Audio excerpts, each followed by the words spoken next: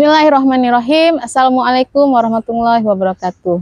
Alhamdulillahirabbil alamin. Segala puji dan syukur marilah sama-sama kita panjatkan kehadirat Allah Subhanahu wa taala, yang mana pada hari ini Allah masih memberikan kita rahmat dan kasih sayangnya sehingga kita bisa melaksanakan amal ibadah puasa di bulan Ramadan sampai pada hari ini. Salawat beriring salam tidak lupa pula selalu kita sanjung sajikan ke pangkuan Nabi besar Muhammad SAW, yang dengan perjuangan beliaulah hari ini kita kaum muslimin bisa merasakan indahnya Islam dan manisnya iman. Sahabat Alfitian dimanapun berada, teringat sebuah cerita sahabat Rasulullah yang menimbulkan banyak kontra dari para sahabat lainnya, tapi pada akhirnya ternyata beliau mendapatkan lisensi dari Rasulullah bahwa beliau menjadi penduduk surga. Masya Allah tabarakallah. Beliau adalah Uqasyah bin Mihsan. Turunnya surah An-Nasr itu menandakan bahwa Rasulullah SAW akan segera dipanggil kembali oleh Allah Subhanahu wa taala. Tidak lama dari turunnya surah An-Nasr, Rasulullah mengatakan kepada Jibril, "Wahai Jibril, sesungguhnya jiwaku telah terasa lelah." Dan Jibril pun menjawab, "Wahai Rasulullah SAW, sesungguhnya akhirat lebih baik untukmu daripada dunia ini. Dan Allah akan memberikan kepadamu sesuatu yang membuat engkau merasa ridho kepadanya." Kemudian Rasulullah SAW mengerti maksud dari perkataan Jibril ini, dan beliau meminta Bilal untuk mengumpulkan kaum muslimin pada saat itu. Saat itu Bilal pun mengumandangkan azan, walaupun waktu azan, waktu sholat belum tiba. Kemudian semua kaum muslimin karena mendengarkan azan yang dikumandangkan Bilal berduyun-duyun datang ke Masjid Nabawi. Setelah itu Rasulullah SAW melaksanakan sholat sunnah 2 rakaat, kemudian beliau naik ke atas mimbar dan berkhutbah dengan khutbah yang sangat menggetarkan hati dan membuat kaum muslimin yang hadir pada hari itu berurai tangis air mata. Kemudian Rasulullah SAW bertanya kepada kaum muslimin, "Wahai kaum muslimin, nabi macam apa aku ini bagi kalian?" Kemudian kaum muslimin menjawab, "Sesungguhnya engkau adalah seorang nabi seperti ayah bagi kami, seperti teman yang sangat baik dan bijaksana kepada kami. Dan engkau, wahai Rasulullah, menyebarkan dakwah Islam ini dengan sangat tulus dan dengan kata-kata yang sangat santun." Kemudian kaum muslimin juga mendoakan kepada Rasulullah SAW, semoga Allah memberikan pahala yang berlimpah kepadamu melebihi pahala nabi-nabi sebelumnya. Jadi subhanallah, Rasulullah sungguh sangat terharu, walaupun kemudian setelah itu Rasulullah pun bertanya kembali kepada kaum muslimin. Kemudian Rasulullah SAW bertanya kembali kepada kaum muslimin, "Apabila di antara kalian pernah terzolimi olehku, baik aku ketahui atau tidak, atau sengaja ataupun tidak, maka mohon berdirilah dan balaslah kezolimanku itu." Sungguh kaum muslimin pada saat itu sangat terkejut. Kenapa? Karena mereka merasakan pemimpin mereka yang sudah sangat tulus bagi mereka, tapi ternyata tiba-tiba ingin menegakkan keadilan bagi kaum muslimin, yang mana beliau menegakkan keadilan dan beliau itu dibalas atas kesalahan yang pernah beliau lakukan terhadap kaum muslimin. Sementara saat itu badan dan tubuh beliau sudah sangat lelah. Jadi semuanya pada saat itu hanya terdiam, tidak menanggapi apa yang disampaikan oleh Rasulullah. Kemudian Rasulullah pun bertanya lagi, mengulangi pertanyaan tersebut sampai beberapa kali. Dan pada saat itu ada seorang laki-laki, ya sahabat Rasulullah, dia mengatakan, "Wahai Rasulullah, sesungguhnya aku ingin menuntutmu." Saat sahabat ini, ya, yang tidak lain adalah Uqasyah bin Mihsan, dia mendengar perkataan itu, para sahabat yang lainnya itu sangat-sangat tercengang, kemudian juga sangat kemudian para sahabat yang lain mendengar Uqasyah mengatakan tuntutan itu, mereka semua merasa tercengang, terkejut, ya. Mereka itu tidak menyangka bahwa ada sahabat yang akan mau menuntut Rasulullah. Pada saat itu tubuh Rasulullah ini sudah dalam kondisi sangat lemah. Kemudian Rasulullah pun menenangkan para sahabat lainnya, dan beliau mengatakan kepada Uqasyah, "Wahai Uqasyah, silahkan katakanlah apa tuntutanmu." Kemudian Uqasyah pun mengatakan, "Wahai Rasulullah, dulu waktu perang Badar, aku berada di sampingmu, untaku juga berada di sampingmu. Kemudian saat aku turun dari unta dan hendak menghampirimu, kayu pengendali untamu mengenai tubuhku. Aku tidak tahu apakah engkau sengaja ataupun tidak. Nah, mendengar kata-kata Ukasyah ini, semua sahabat yang hadir pada hari itu mengatakan, wahai Ukasyah, mana mungkin Rasulullah itu melakukan hal seperti itu padamu? Tentu saja Rasulullah tidak sengaja. Kemudian kata Rasulullah lagi, walaupun aku tidak sengaja, tapi engkau berhak untuk menuntutku, kata Rasulullah. Kemudian akhirnya Rasulullah pun memanggil Bilal dan meminta tolong kepada Bilal untuk mengambil kayu pengendali unta itu di rumah putrinya, yaitu Fatimah Az-Zahra binti Rasulullah.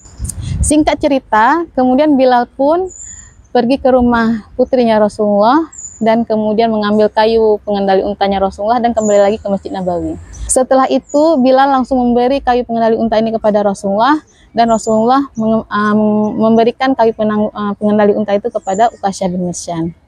Nah, tentu saja seketika itu ruangan kembali ribut. Mereka sama sekali tidak menyangka bahwa Ukasyah bin Mihsan ini akan menuntut Rasulullah.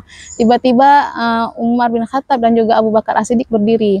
Wahai Ukasyah, kalau engkau ingin membalas Rasulullah, maka balaslah kami.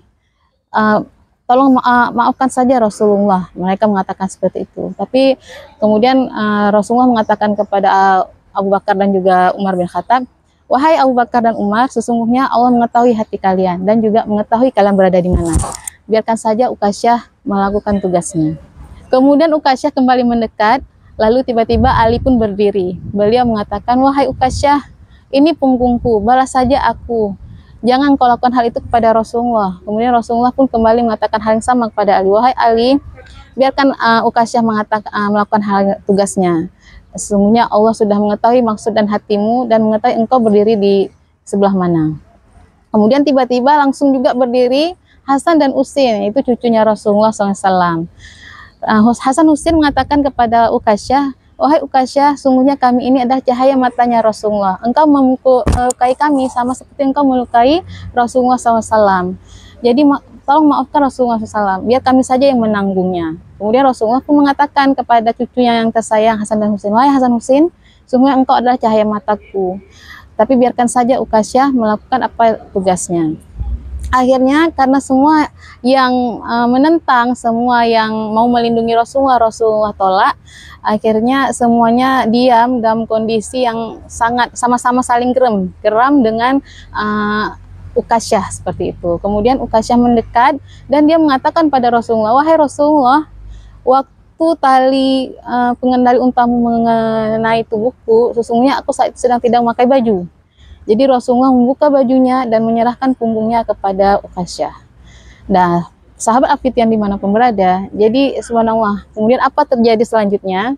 Ternyata yang terjadi selanjutnya adalah Ukasyah bin Mihsan ini membuang tali kayu pengendali untanya dan langsung memeluk tubuh Rasulullah SAW.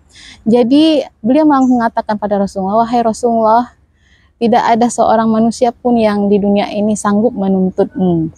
Sungguhnya aku melakukan hal ini hanya untuk bisa memeluk tubuhmu, yang dengannya aku berharap berdoa kepada Allah agar Allah menjauhkan tubuhku ini dari siksa api neraka.